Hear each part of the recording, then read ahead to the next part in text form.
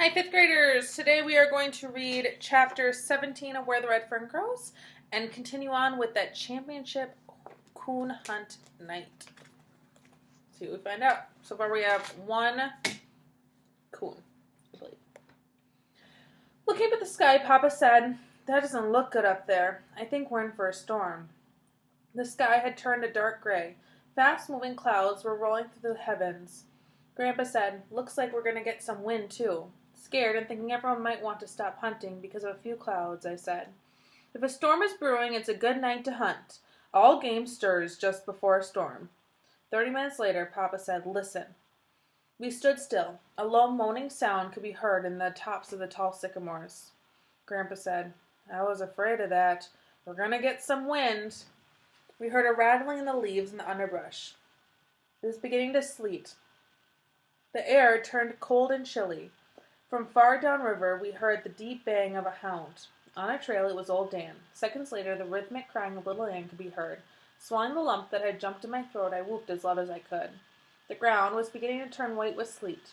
The storm had really set in. We hurried along. I said to Papa, "If this keeps up, that old coon won't run long. He'll head for the den." "If it gets much worse," Grandpa said, "I know some coon hunters that won't be running very long. They'll be frozen too stiff to run." The judge asked if there's any danger of getting lost. "I don't know," Papa said. "It's all strange country to me." My dog's voices sounded far away. I knew they were much closer than what they sounded as they were downwind from us. Finding 3 large sycamores growing close together, we stepped out on the leeward side. Papa shouted above the wind, "I don't know if we can take much more of this." "It is bad," Grandpa replied, "and it looks like it's going to get worse." "We can't see over 15 feet now," the judge said. "Do you think we can find the buggy?" "I think we can find the buggy all right," Papa said. I could no longer hear the voices of my dogs. This had me worried.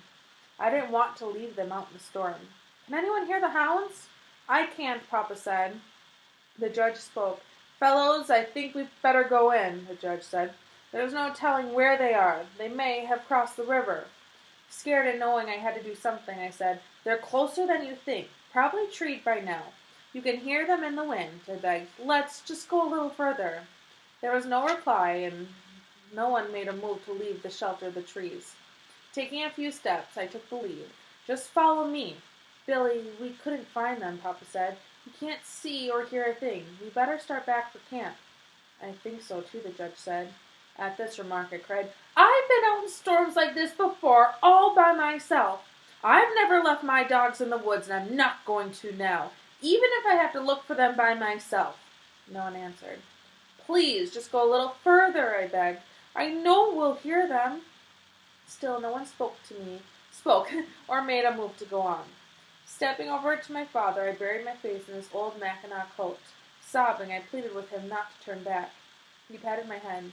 "Billy," he said, "a man could freeze to death in this storm. And besides, your dogs will give up and come in." "That's what has me worried," I cried. "They won't come in. They won't, Papa. Little Ann might, but old Dan, he'd die before he'd leave a coon in a tree." Papa was undecided. Making up his mind, he stepped away from the tree and said to the others, "I'm going to go with him. You fellows coming or going back?" He turned and followed me. Grandpa and the judge fell in behind them. By this time, the ground was covered with a thin white layer of sleet. We kept slipping and falling. I could hear Grandpa mumbling and grumbling. The wind-driven sleet stung our skin like thousands of prickling needles. Strong gusts of wind growled and moaned through the tops of the tall timber. Once, during a momentary lull in the storm, I thought I had heard the baying of a hound. I told my father I thought I heard old Dan. "From which direction?" he asked. "From that way," I said, pointing to our left. We started on. A few moments later, Papa stopped. He shouted to my grandfather, "Do you hear anything?" No, Grandpa shouted back. "I can't hear anything in this storm." "I thought I did, but I'm not sure," the judge said. "Where was it coming from?" Papa asked. "Over that way," the judge said, pointing to our right. "That's the way it sounded to me." At that moment, all of us heard the deep voice of old Dan. "It sounds as if they're close," Grandpa said. "Let's split up," the judge said. "Maybe one of us can find them." "No," Papa said. "It'd be easy to get lost in this storm." "I think they're more to the right of us." "I do too," said Papa. We trudged on. Old Dan bawled again. The sound of his voice seemed to be all around us.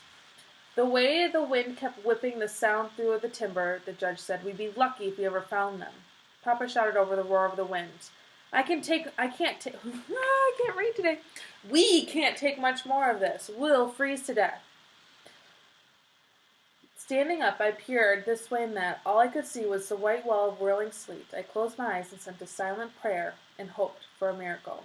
We heard a sharp crack and loud crashing noise. A large limb, torn from the tree by a strong wind, fell to the ground. The sharp crack of the limb gave me an idea. Shouting to my father, I said, shoot the gun! If my dogs are close enough, they'll hear it. Maybe little Ann will come to us. Papa didn't hesitate. Pointing the gun high over his head, he pulled the trigger. The sharp crack rang out in the teeth of the storm. We waited.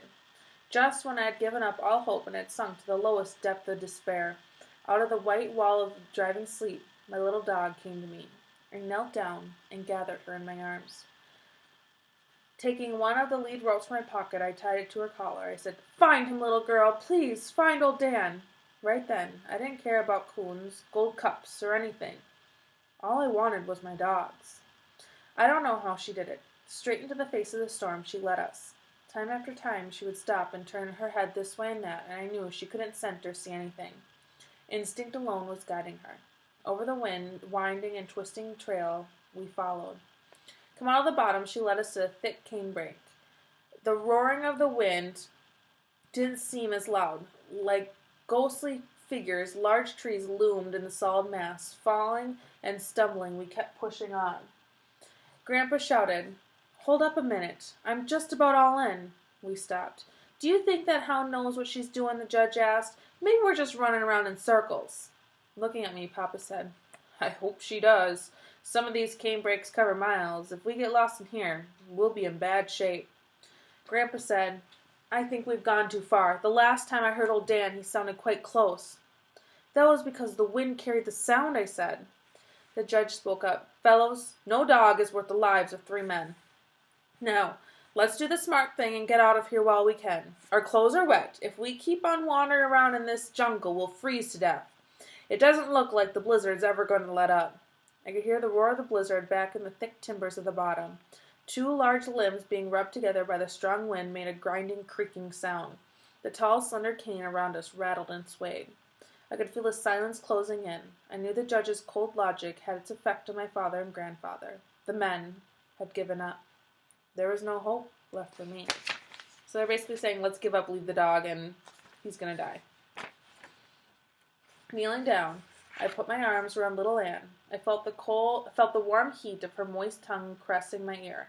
Closing my eyes, I said, please, Dan, but one more time. Just one more time. I waited for my plea to be answered. With its loud roaring, the north wind seemed to be laughing at us. All around, tall stalks of cane were weaving and dancing, and to the rattling rhythm of the knife-edged blades. My father tried to talk over the wind, but his words were lost in the storm. Just before another blast, clear as foghorn in the stormy sea, old Dan's voice rang loud and clear. It seemed louder than the roar of the wind or the skeleton-like rustling of the tall swaying cane. I jumped to my feet. My heart did a complete flip-flop. The knot in my throat felt as big as an apple. I tried to whoop, but it was no use. Little Ann bawled and tugged on the rope. There was no mistaking the direction. We knew that little Ann had been right all along. Straight as an arrow, she had led us to him. Old Dan was treed down in the deep gully. I slid off the bank and ran to him. His back was covered in a layer of frozen sleet. His frost-covered whiskers stood straight out like porcupine quills. I worked the wedges of ice from between his toes and scraped the sleet from his body with my hands. Little Ann came over and tried to wash his face. He didn't like it. Jerking loose from me, he ran over to the tree, reared up, and started bawling. Hearing shouting from the bank above me, I looked up. I could dimly see Papa and the judge through the driving sleet. At first, I thought they were shouting to me, but on peering closer, I could see that they had their backs to me. Catching hold of some long stalks of cane that were hanging down from the steep bank, I pulled myself up. Papa shouted in my ear, "Something's happened to your grandfather." Turning to the judge, he said, "He was behind you. When was the last time you saw him?" "I don't know for sure," the judge said. "I guess it was back there when we heard the hound bawl." "Didn't you hear anything?" Papa asked. "Hear anything?" the judge exclaimed. "How could I hear anything in all that noise? I thought he was behind me all the time and didn't miss him until we got here." I couldn't hold back the tears. My grandfather was lost. and wandering in a white jungle of cane. Screaming for him, I started back. Papa had caught me. He shouted, "Don't do that!" I tried to tear away from him, but his grip on my arm was firm. "Shoot the gun," the judge said. Papa shot time after time. It was useless. We got no answer. Little Anne came up out of the washout. She stood and stared at me. Turning, she disappeared quickly into the thick cane. Minutes later, we heard her. It was a long, mournful cry. Mournful means sad. The only times I had ever heard my little dog bawl like that were when she was baying at a bright Ozark moon, or when someone played a French harp or fiddle close to her ear. She didn't stop until we reached her. Grandpa lay as he had fallen, face down in the icy sleet. His right foot was wedged into a fork of a broken box elder limb. With the ankle had twisted, the searing pain must have made him unconscious. Papa worked Grandpa's foot free and turned him over. I sat down and placed his head in my lap. While Papa and the judge massaged his arms and legs, I wiped the frozen sleep from his eyes and face. Burying my face in his iron gray hair, I cried and begged God not to let my grandfather die. "I think he's gone," the judge said. "I don't think so," Papa said. "He took a bad fall when the limb tripped him. He's been lying here long enough to be frozen. I think he's just unconscious." Papa lifted him in a sitting position and told the judge to start slapping his face. Grandpa moaned and moved his head. "He's coming around," Papa said. I asked Papa if we could get him back to the gully where old Dan was. I had noticed that there was very little wind where we had built the fire. "That's the very place," he said. "We'll build a good fire and one of us can go for help." Papa and the judge made a seat by catching each other's wrists. They eased Grandpa between them. By the time we reached the washout, Grandpa was fully conscious again and was mumbling and grumbling. He couldn't see why they had to carry him like a baby. After easing him over the bank and down the gully, we built a large fire. Papa took his knife and cut the boot from Grandpa's swollen foot. Grandpa grunted and groaned from the pain. I felt sorry for him, but there was nothing I could do but look on. Papa examined the foot, shaking his head. "Boy, that's a bad one. It's either broken or badly sprained. I'll go for some help." Grandpa said, "Now, just wait a minute. I'm not going to let you go in that blizzard by yourself. What if something happens to you? No one would know." "What time is it?" he asked. The judge looked at his watch. "It's almost 5 o'clock. "It's not long till daybreak," Grandpa said. "Then, if you want to go, you can see where you're going. Now, help me get propped up on this bank. I'll be all right. It doesn't hurt any more. It's numb now." "He's right," the judge said. "Think he can stand it?" Papa asked. Grandpa roared like a bear. "Sure I can stand it. It's nothing but a sprained ankle. I'm not going to die. Build that fire up a little more." While Papa and the judge made Grandpa comfortable, I carried the wood to the fire. "There's no use standing around gawking at me," Grandpa said. "I'm all right. Get the coon out of that tree. That's what we came for, isn't it?" Up until then, the coon hunting had practically been forgotten. The tree was about 30 feet from our fire. We walked over and took a good look at it for the first time. My dogs, seeing we were finally going to pay some attention to them, started bawling and running around the tree. Papa said, "It's not much of a tree, just an old box elder snag. There's not a limb on it." "I can't see any coon," the judge said. "It must be hollow." Papa beat on its side with the axe. It gave forth a loud booming sound. He said, "It's hollow, all right." He stepped back a few steps, scraped his feet on the slick ground for a good footing. He said, "Stand back and hold those hounds. I'm going to cut it down. We need some wood for our fire anyway." Squatting down between my dogs, I held onto their collars. Papa notched the old snag so it would fall away from our fire. As the heavy axe chewed its way through the tree, it began to lean and creak. Papa stopped chopping. He said to the judge, "Come on and help me. I think we can push it over." After much grunting and pushing and snapping and popping, it fell. I turned my dogs loose. On hitting the ground, the snake split and broke up. Goggle-eyed, I stood rooted in my tracks and watched 3 big coons roll out of the busted old trunk. So they cut down the street for wood and it ends up having 3 coons in it. One started up the washout running towards us in the fire. Old Dan caught him and the fight was on. The second coon headed for the washout. Little Ann caught him. Hearing a loud yell from Grandpa, I looked that way. Old Dan and the coon were fighting close to his feet. He was yelling and beating at them with his hat. The judge and Papa ran for help. The third coon started climbing up the steep bank close to me. Just before reaching the top, his claws slipped in the icy mud. Tumbling end over end, down he came. I grabbed up a stick and threw it at him. Growling and showing his teeth, he started for me. I threw the fight to him then and there. Some 10 yards away, I looked back. He was climbing the bank. That time he made it and disappeared in the thick cane. Hearing a squall of pain from little Anne, I turned. The coon was really working her over. He had climbed on her back and was tearing and slashing. She couldn't shake him off. Grabbing a club from the ground, I ran to help. Before we had killed our coon, old Dan came tearing in. We stood and watched the fight. When the coon was dead, Papa picked it up and we brought it back to the fire. How many coons were in that old sleigh? Papa asked. I saw 3, I said. The one got away, climbed out over there. I pointed the direction the coon had taken. I never should have pointed. My dogs turned as one and started bawling and clawing their way up the steep bank. I shouted and scolded, but to no avail. They disappeared into the rattling cane. So 3 coons came out. They killed 2 of them, and 1 got away, and now the dogs are chasing that one. I heard the judge say to my father, "This beats anything I've ever seen. Why, those dogs can read that boy's mind. He just pointed at that bank, and away they went. I never saw anything like it. I can't understand some of the things they have done tonight. Hounds usually aren't that smart. If they were collies or some other breed of dogs, it would be different. But they're just red-bone hounds, hunting dogs." Papa said, "Yes, I know what you mean. I've seen them do things that I couldn't understand.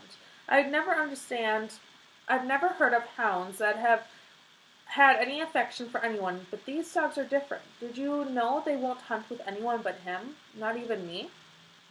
Hearing my grandfather call my name, I went over and sat down by his side. Putting his arm around me, he said, "Now, I wouldn't worry about those dogs. They'll be all right. It's not long till daylight. Then you can go to them."